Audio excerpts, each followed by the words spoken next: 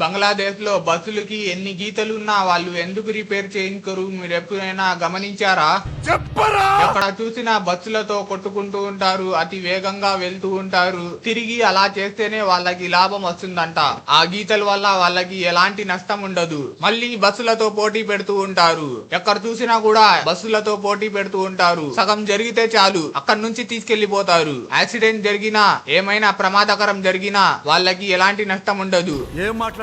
ఎందుకంటే దీని వెనక ఒక కారణం ఉంది. ఈ బస్సులు కంపెనీ ప్రొవైడ్ చేస్తాయి. బస్సులు ప్రొవైడ్ చేసినాక ఒక ప్రాపర్ టైమింగ్ ఉండదు. అంటే ఒక రూట్ లో 10 బస్సులు పెడతాయి. ఆ 10 బస్సులు ఎప్పుడు రావాలి, ఎప్పుడు పోవాలి అనేది ఏమీ ఉండదు. ముందు ఎవరైనా వస్తే మిగతా 9 వాళ్ళకి జీతం ఉండదు. అంటే ఆ రోజు మొత్తం ఖాళీగా ఉంటాయి బస్సులు. అందుకని 10 బస్సులు కూడా ఒకేసారి బయలుదేరతారు. జనాలు నా బస్సు ఎక్కాలి అని ఎదురు పడుతూ ఉంటారు. బస్సులు కూడా ఎంత చండాలంగా ఉన్నా కూడా జనాలు ఎక్కుతా ఉంటారు.